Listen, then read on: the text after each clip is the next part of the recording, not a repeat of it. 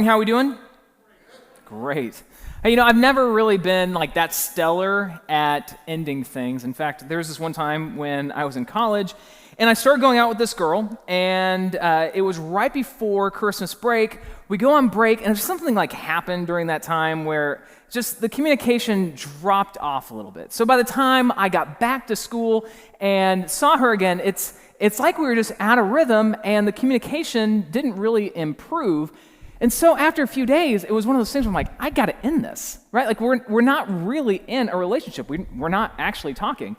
So I see her in the cafeteria one day, and I'm like, hey, do you have a second to talk? So we go outside, and we sit down, and I'm like, I think we should break up.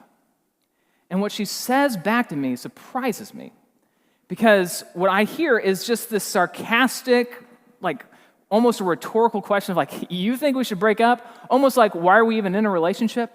And so I have this great moment of relief, right? Because one of the last things I want to do as like a non-confrontational guy is suddenly have like great animosity between me and this other girl. And so to hear that we're both on the same page, that we're both like feeling that this relationship is over, I was relatively excited. So I'm like, all right, well, great.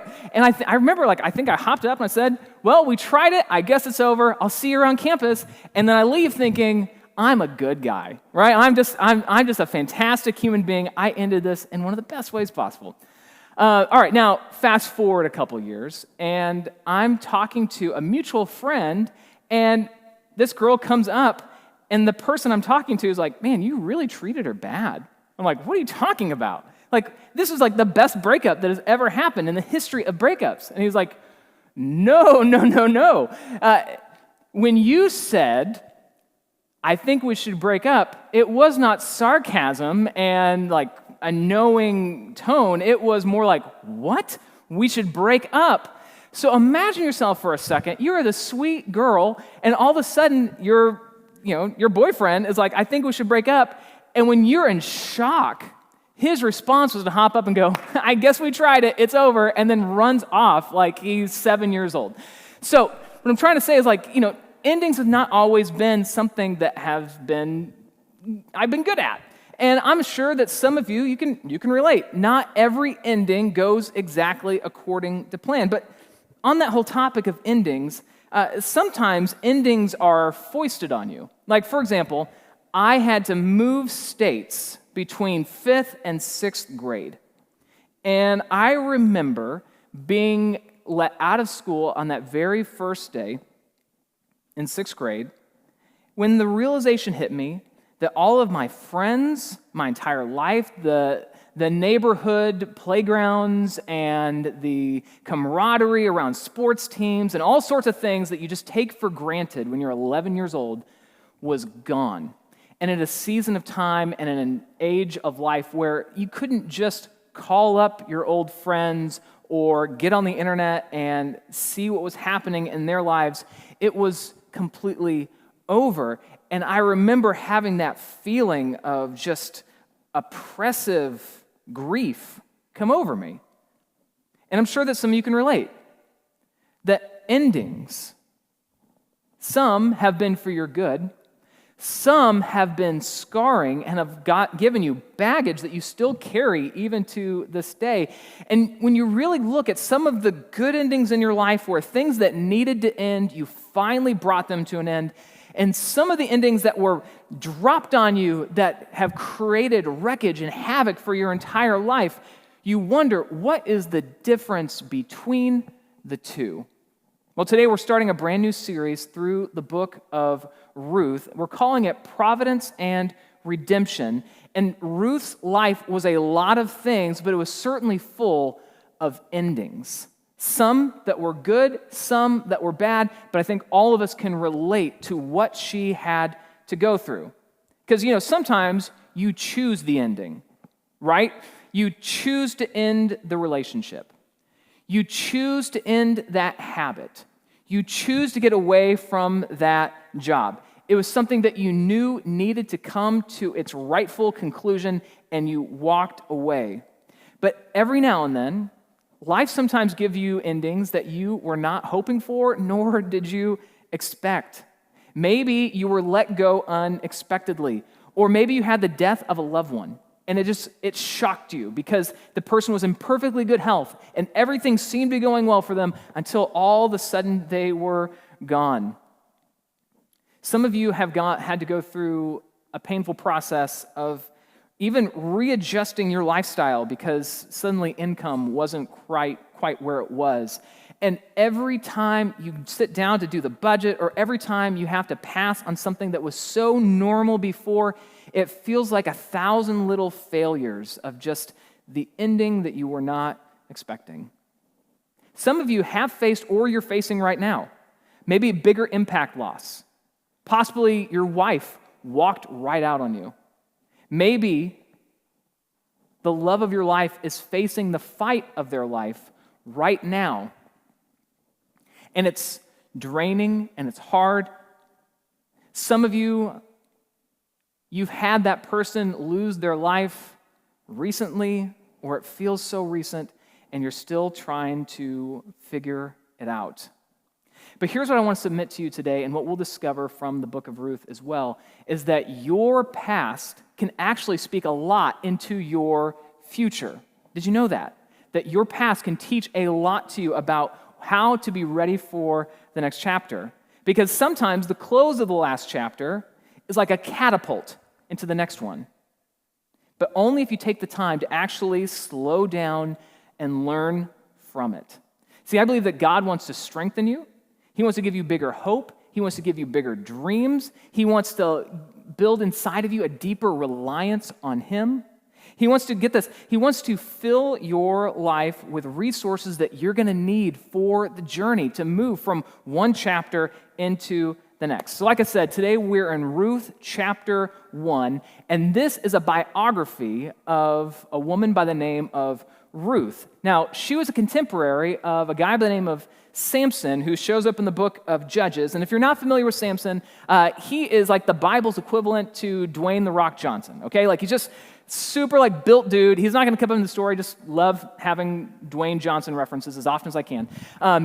But like, that was like this time and the setting for the book of Ruth. And really, it's the story of two down and out women.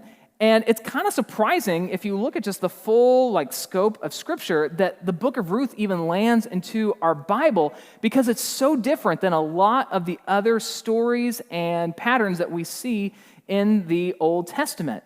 But the reason why it's there is because Ruth ends up being an ancestor to a guy by the name of David.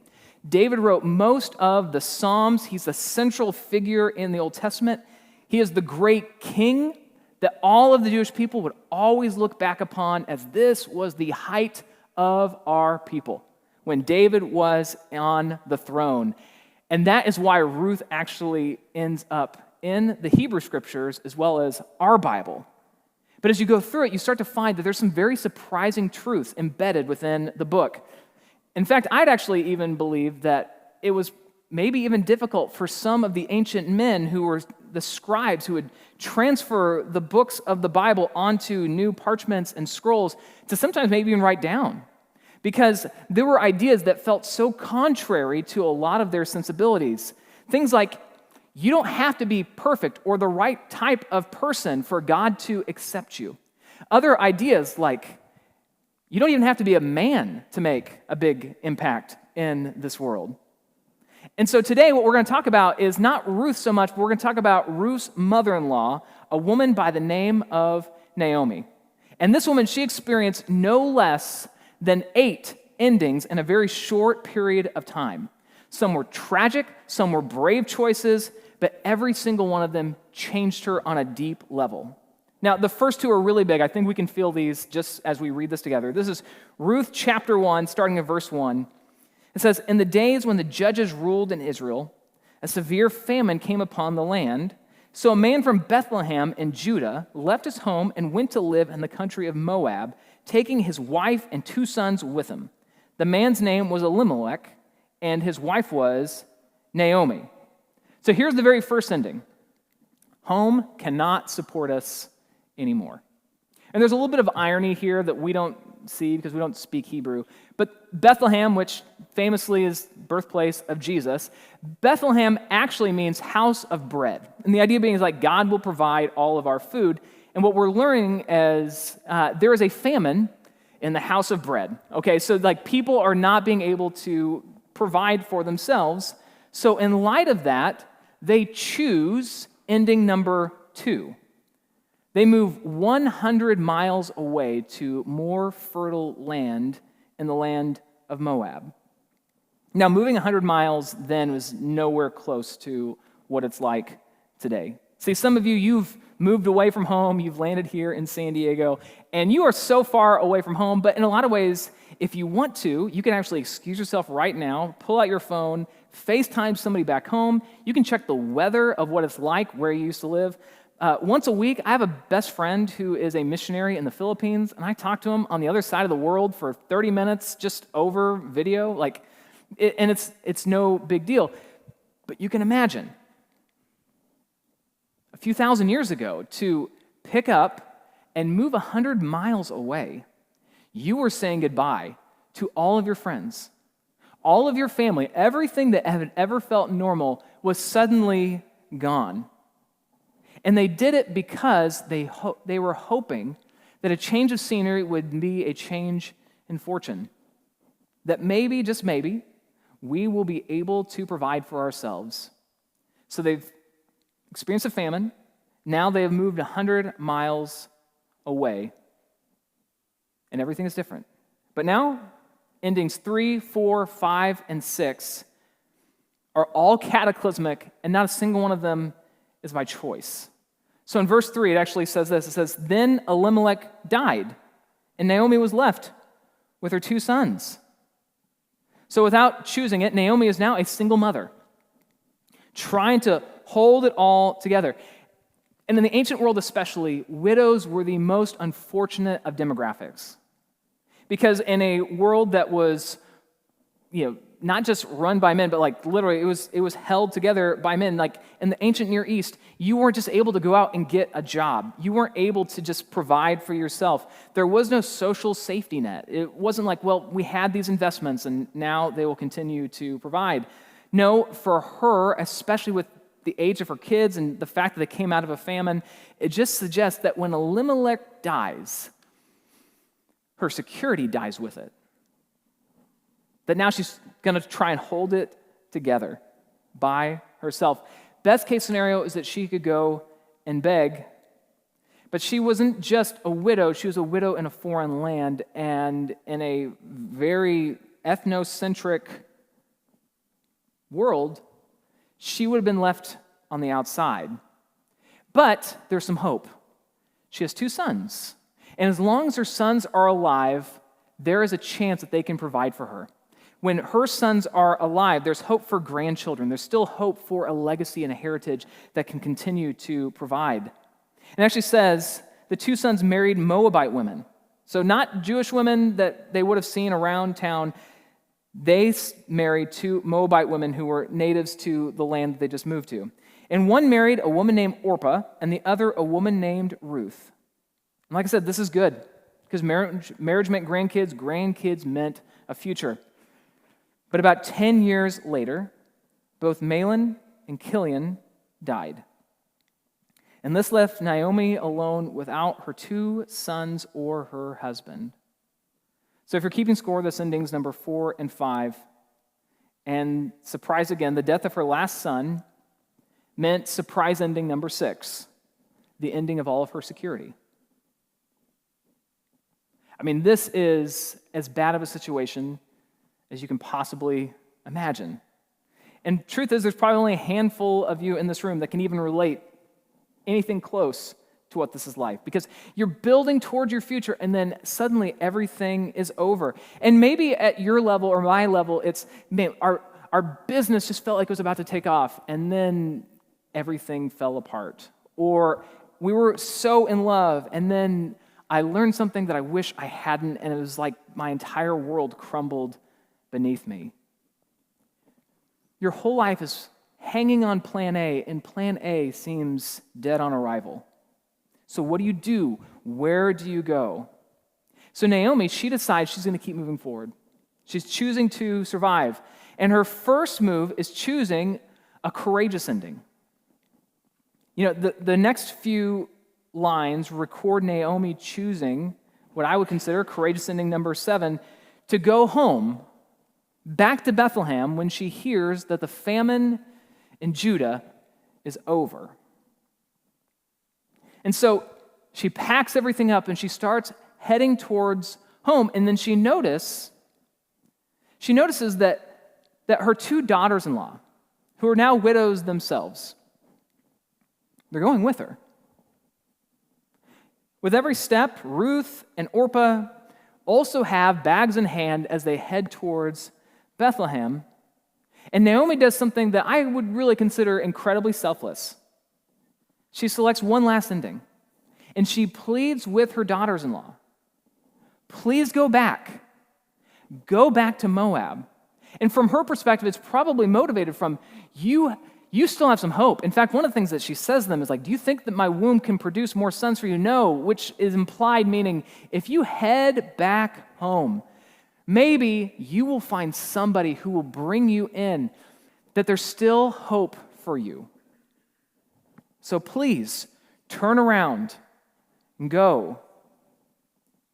And in fact, within the speech to them, we get a small glimpse of just some of the things that are happening underneath the surface in Naomi's life. And one of the things that she says back, it actually says in Ruth 1:13, it says, things are far more bitter for me than for you because the Lord himself has raised his fist against me. See, Naomi believed, like probably many of us, that nothing in life really happens by accident.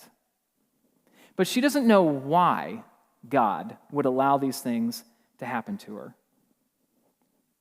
She's saying, like, my life is bitter. I think God is against me. He's raising his fist at me. And so don't follow me, because nothing good is on the other side. Your best hope is to go home. And so upon hearing this, Orpah packs up her bags and says, okay, and heads home. But Ruth, in some of the most beautiful language actually recorded in the Bible, says, no, Naomi, wherever you go, I will go. Wherever you lodge, I will lodge.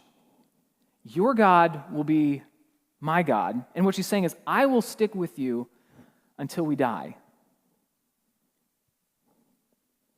And it actually says that Naomi hears this, and she just shuts up. She's like, apparently I'm not getting to you. If we're going this way, we're going this way. I mean, you can just imagine for a second, though. You go through all of those endings, and every single one of them in their own right would leave a mark. But if you put all of them together, having to experience it all within a short season of time, how difficult it would be. And when they actually get back to Bethlehem, it says in Ruth 1:19, it says, when they came to Bethlehem, the entire town was excited by their arrival. And they ask, is it really Naomi? The women asked. But here's the thing about endings. They change us. They mark us. They make us different. They leave a mark. And the thing is, if you don't experience profound changes on the other side of your cataclysmic endings, it's going to manifest itself in other ways. And it's going to make you do strange things just to try and pretend like those endings didn't exist. Is that sometimes what can happen is, if we don't really process our endings right, we can expect a new chapter to be easier than our last chapter, or maybe we can rebound right into another bad relationship, or if we don't process correctly and we don't fully go through what God would have us to learn, we can push people away for a really long time. And what happens is we live in a state of denial, and rather than allowing the wound to heal or allowing the bone to be set and to come back to its right structural integrity, we just end up limping along. And you can see a little bit of this happening even with Naomi. Because this is what it says in verse 20. It says, "Don't call me Naomi," she responds. "Instead, call me Mara. For the Almighty has made my life very bitter for me. I went away full, but the Lord has brought me home empty. So why call me Naomi when the Lord has caused me to suffer and the Almighty has sent such tragedy upon me?" Back then, people's names often indicated promises for what they believed life would be like. And so Naomi actually means pleasant. And so to be called Naomi, to be called pleasant in this moment, she's like, that is an insult to me. She's like, in the last decade alone, I've had to bury my husband, I've had to bury both of my boys, I've had to leave home twice. So call me bitter, because that's more like it. And I actually really appreciate and honor Naomi for the honesty that she's leaning into. Because Naomi is choosing to grieve rather than just pretend like this was not a big deal. And the thing is, some of us, we hear grief and we're like, man, I don't know if God wants me to do that. But apparently God thinks that grief is actually a good thing for us. Because some people have wrongly believe that following Jesus means no more bad days. But did you know there's an entire book in the Bible devoted to laments called Lamentations? If you read through the Psalms, you see over and over that there are entire collections called laments, that it's all about grieving the losses that we go through in life. And so why do we grieve and why should we do it and what is there on the other side of it for us? What does it do? Well, here is what I think. Grieving is receiving from the season that you're leaving. We're going to take a page out of Charlie Brown for a second, talk about good grief, right? Because good grief is about taking your energy back from the thing that once had it so that you're ready for what is next. And as you do it, you have to be patient, you have to be honest, but sometimes painful grief gives us so much. So let's talk about what we can actually garner from grief. Here's the first thing, is that good grief, it grows appreciation. And what I mean by this is it grows the ability to appreciate reality. Not just some made-up version of what happened, but actually what transpired. Whether it's reality about the past or whether it is reality about our present. See, whenever you leave a chapter or a chapter leaves us, if we don't practice good grief, we have a tendency to caricature what used to be. And so what happens, you get unexpectedly let go from your job, and you caricature what happened. And you're like, man, my boss was an idiot. And the truth is, he might have been. But there might have been some things in your own life that made that more likely than anything. Or maybe you get out of a relationship, and your response is, man, my girlfriend was crazy. And maybe there were some tendencies that just weren't normal, but maybe there's some problems on your end where you didn't really know how to communicate and you didn't know how to actually appreciate the other person. Or maybe you leave an area of your life and you're like, man, I hate where I am from, but it's only part of the story. And what's happening is when we don't practice good grief, we caricature what we came out of. And sometimes it happens on the other side of the spectrum as well, where, man, my dad was perfect. And because of that, no other person in my life can ever live up to a standard that didn't actually exist. Because you're caricaturing the past. You're caricaturing something that wasn't actually there. Or you think, man, that job was perfect for me. One of the things that Naomi says is, when I left Bethlehem, I left full. You were in the middle of a famine. What are you talking about? Life was not that great when you left. We have to get away from this thinking that life was binary, that everything was all good or all bad. And what good grief allows us to do is it allows us to start moving on in a healthy way where we can start to assess what actually happened. See, good grief is about retaining a real profile of what things were actually like and that things weren't always perfect or things weren't always all bad. And what we can do if we can grieve well is we can recognize that the future can be different than the past. That we can start to look and see that there were ways that we dressed wounds that were not always healthy and they were actually more harmful for us than we realized. And we can start to avoid infecting the future with the same mistakes that we went through in the past. But sometimes we can also learn that there are things that we can be appreciative for that we would have missed entirely. I've done enough funerals over the years to learn and to see with my own two eyes that those who grieve are always the healthiest. See, grief is not the enemy. It hurts, but it's part of the healing process. In John chapter 11, there's a story of one of Jesus' very best friends dying and going into the grave. And in the shortest verse in the entire Bible, it summarizes what Jesus went through at the death of his best friend. Jesus wept. Grief is not the enemy. It's not bad to feel. We should sometimes lean into it. And if we do it right, good grief grows within you a gratitude to live in the moment, but also engage with the past in a way that is realistic. Which leads to the second thing, is that good grief actually grows your awareness. It grows your awareness to honestly assess the elements of your past. I remember 14 years ago, I just finished a chapter of life where I was working at a church. And those first 3 years I had in ministry, they were hard. Like, there were things that I didn't know, there were mistakes that I made. And the problem wasn't that I was ineffective and I had to leave. The problem was I was effective, but I had a lot of unhealthy habits to try and get there. And so I remember kind of assessing just what was needed next in my life, and I was looking at my options and should I take another church job or should I go somewhere else and do something different?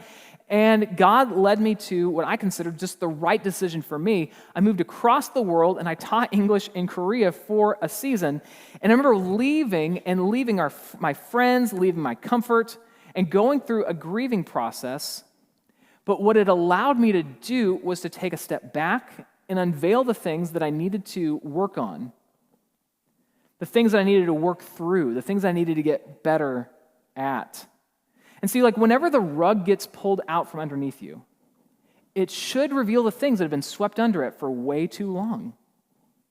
And grief is sometimes the opportunity that you need to have an honest assessment and become aware of what actually happened.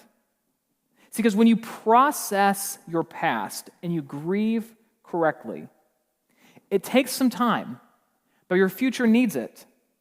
And what happens is that you suddenly find out that you're not carrying the same blind spots that led you to that last relationship. I think we all know people that they're in a bad relationship and then they get out of it and they jump right back into another one. And what is the common denominator? They didn't really think through, what led to that place. Or maybe, I'm sure you've seen this as well, somebody can be incredibly gifted in something, but then they go through some sort of trauma, and they take all of their gifts and their abilities and their purpose, and they pack it up, and they put it on the shelf, and they say, I'm not going to get hurt again. And so they insulate themselves, and they never use their God-given gifts and abilities. And one of the reasons why is they did not process the loss well. They did not grieve, and they did not become aware of the things that led them to that. And so rather than just saying, how has God gifted me and equipped me and blessed me, and saying, I'm going to use that still, they hide it away and say, I'm never going to allow anybody to see this again. See, good grief allows you to learn how to let go of the resentments that you've been carrying, the things that have been done to you, and choosing to forgive. What's funny too is that sometimes, this is a quick aside, sometimes people are choosing positive endings and exciting endings. And there's things to learn from the positive endings as well. Because sometimes your positive ending is a negative ending for somebody else when something unexpected comes about.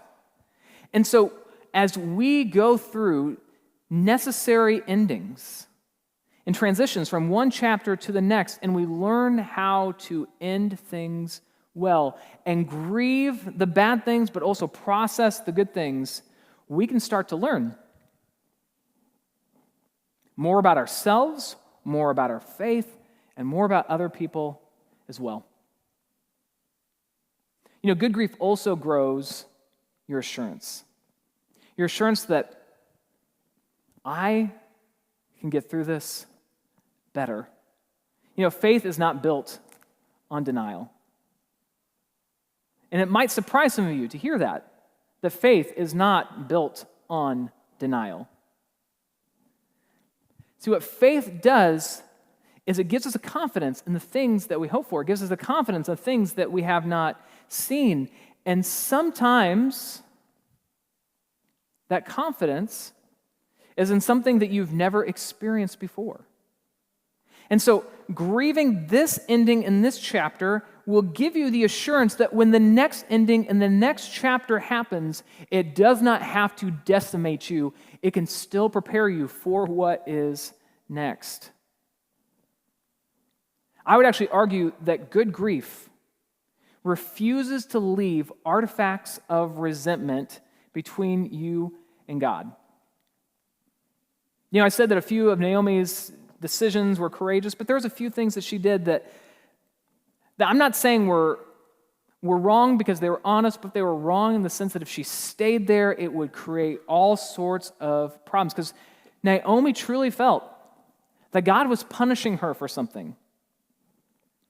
Her line was, "He has raised his fist against me. The Almighty must be against me. Look at my life." What she was saying is, he must be opposed to me.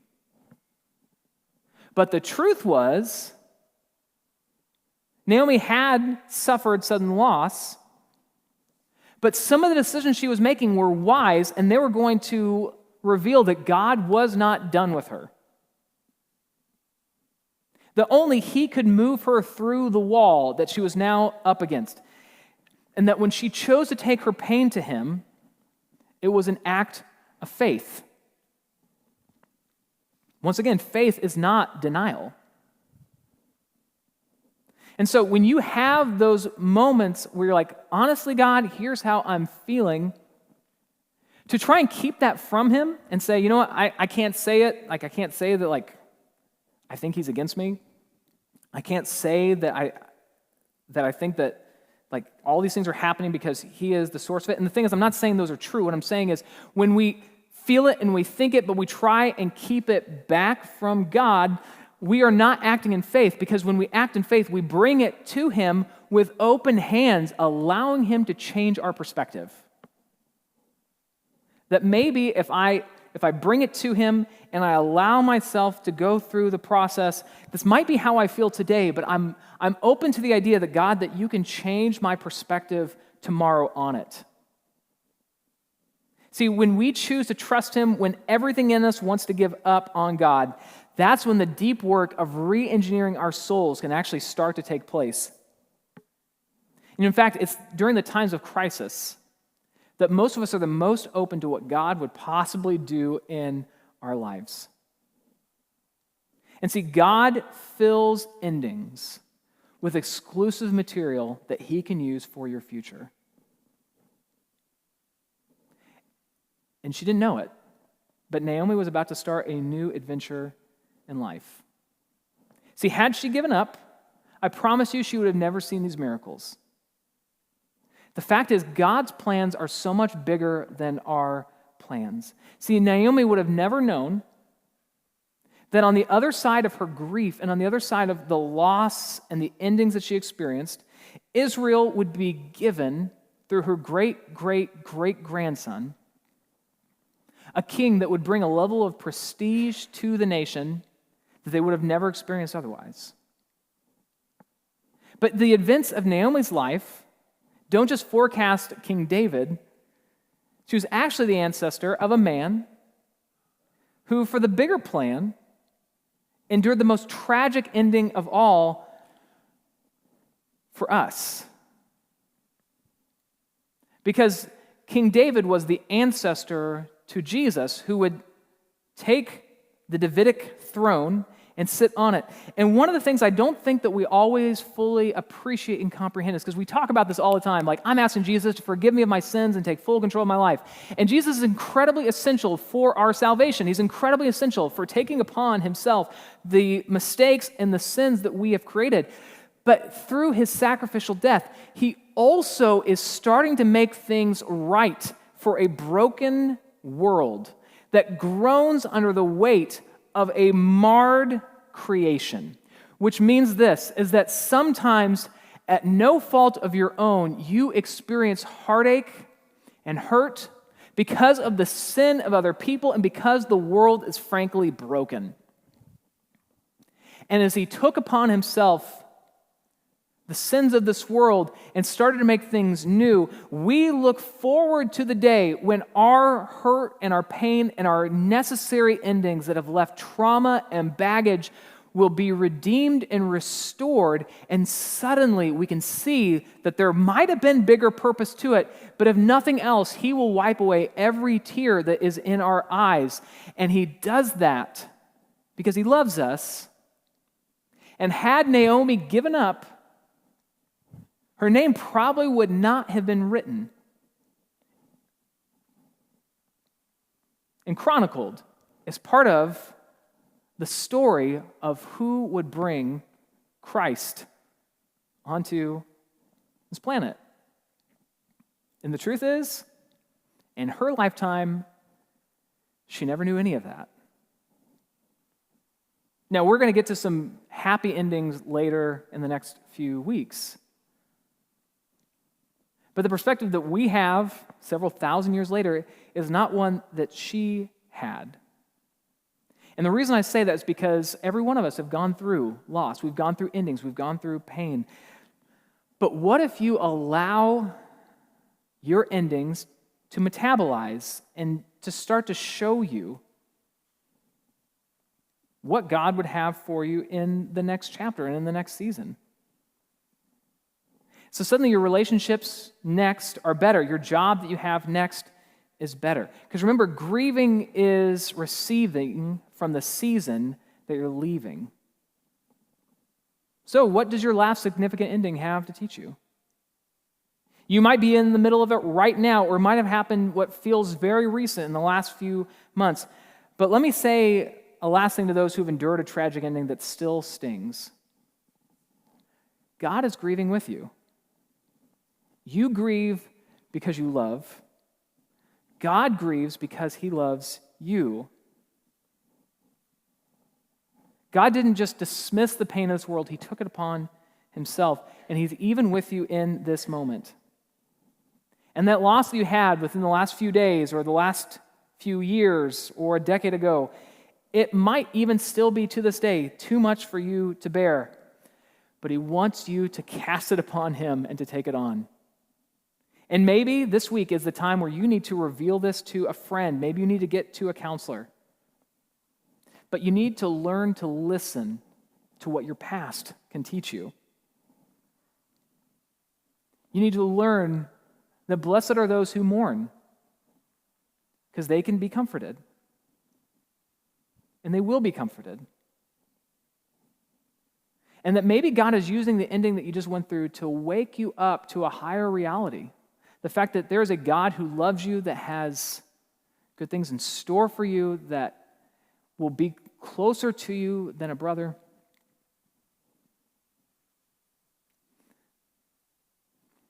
But it doesn't happen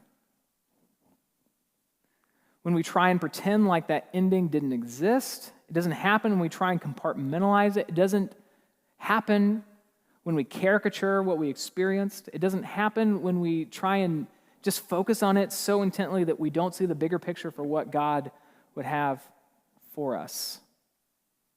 And so I want to pray for you right now, because one of the realities of life is that every single one of us has gone through loss, we've gone through pain, we've gone through endings, and we're all feeling the reverberations of it even now.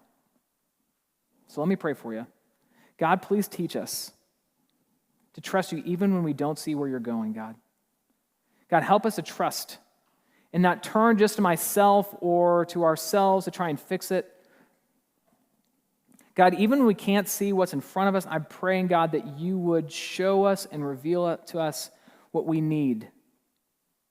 God, please, you are rest and you are peace, and I'm praying that you would bring both.